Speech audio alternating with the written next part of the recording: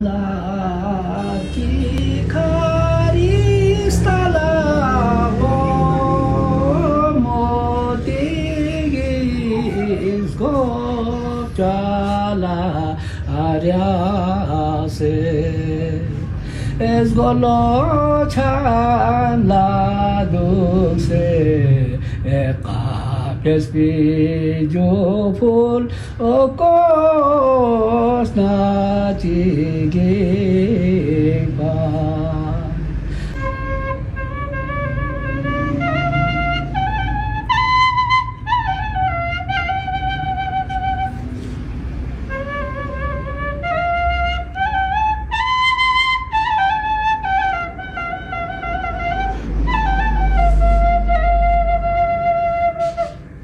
जिस तरह अभी अब्दुल्ला करीम साहब ने गबिया खर इस्ताओ का गीत गाया, तो गबिया खर असल में एक टेकरी पर 500 चूल्हे आबाद थे और उसके सबसे ऊपर उस राजा का महल था, इसलिए गबिया खर कहते हैं। तो गबिया खर की कहानी कुछ इस तरह है, दुश्मन बहुत ज़्यादा थे, हमलावर होते थे, इसलिए वो तमाम एक ही गेट से अंदर दाखिल होते थे। एक ही गेट, शाम को गेट बंद हो गया, बस सब अंदर मुहासरे में बंद, तो उसको गबिया खर कहते हैं। वो उस गेट को गबिया खर इस्ताओ कहते हैं। तो उस गबिया खर इस्ताओ का जिस तरह इन्होंने अभी गीत गाया, वो गबिया खर इस्ताओ तारीखी चीज़ है।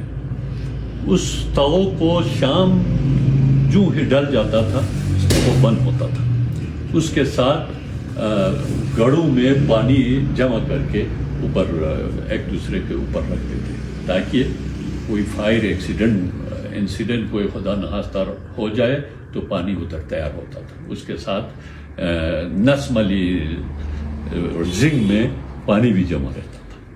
वो गबिया खर इस्ताओ का तारीख है। असल में इसको दास्तान केसर में भी आप ले जा सकते हैं। केसर एक लोक दास्तान है, ये पूरी तकरीबन इस एरिया में तिब्बत से लेकर लद्दाख, करगिल, बल्तिस्तान, आगे चाइना में, नेपाल में, सिक्किम, भूटान में, तमाम में ये केसर की कहानी दास्तान मशहूर है। तो हम समझते ये हैं कि बल्तिस्तान वाले असल में केसर की जाए पैदाइश बल्तिस्तान ही है। उसके आसार यहाँ जगहों पर, मुख्तलिफ जगहों पर पाए जाते हैं। अब परकुता मेरे गांव का नाम है। परकुता असल में उस संस्कृत में टेकरी पर जो मकानात थे उसको परकुता कहते हैं। परकुता में इनके आसार बहुत हैं।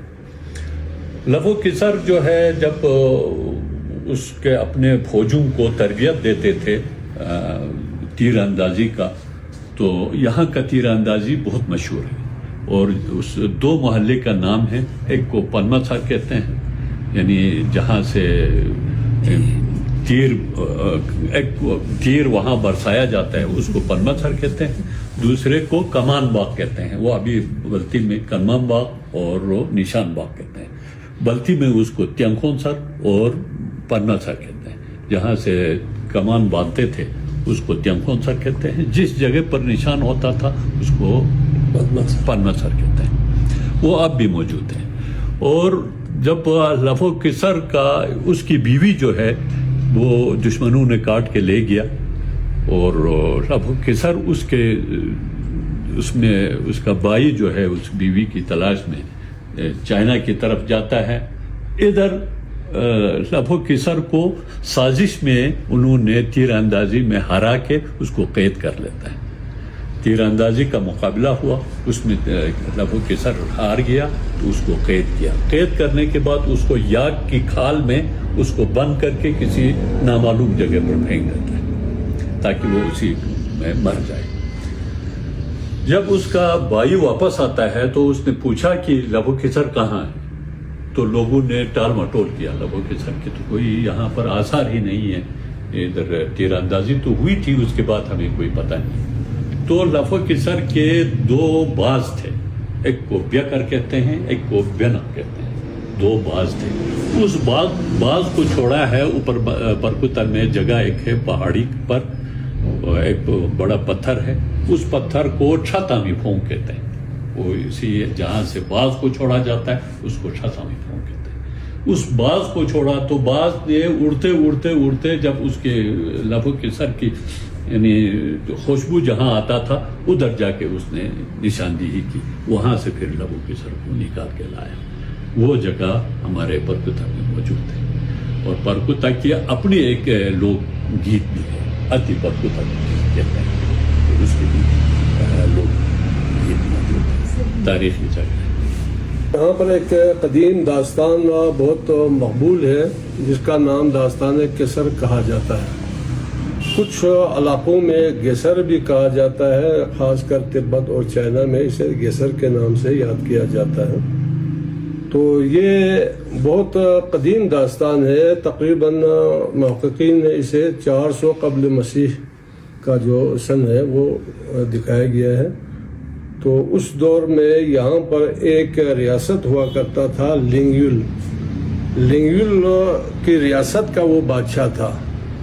تو اس کے جب وہ اقتدار میں آ گیا تو ارد گرد کے جو چھوٹے چھوٹے ریاستیں تھے اس کو فتح کر کے ایک بڑی ریاست اس نے بنائی. تو اس کے بعد وہ کریکٹر بہت مشہور ہوا, چائنا میں بھی, آگے وسط ایشیا میں بھی, بلکہ وسط ایشیا میں اس کی جو داستان ہے وہ بہت مقبول ہے. تو کیسر داستان پر آج کل جو تحقیق ہوا ہے وہ سید محمد عباس کاظمی صاحب نے اس کو انگلش میں ترجمہ کر کے شائع بھی کر دیا ہے بلتستان یونیورسٹی نے.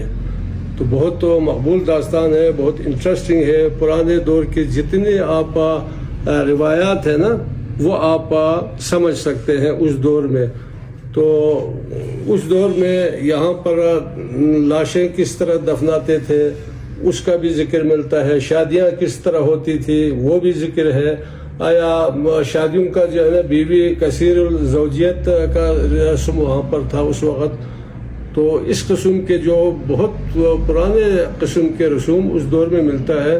خاص کر اس حوالے سے بھی یہ بہت عام ہے کہ اس دور میں جو لاجک یہاں پر انٹروڈیوس ہوا وہ بھی بہت عام ہے. اس کے داستان میں ایک کتاب کا نام ذکر ہے جسے بلیو بک کا نام دیا جاتا تھا.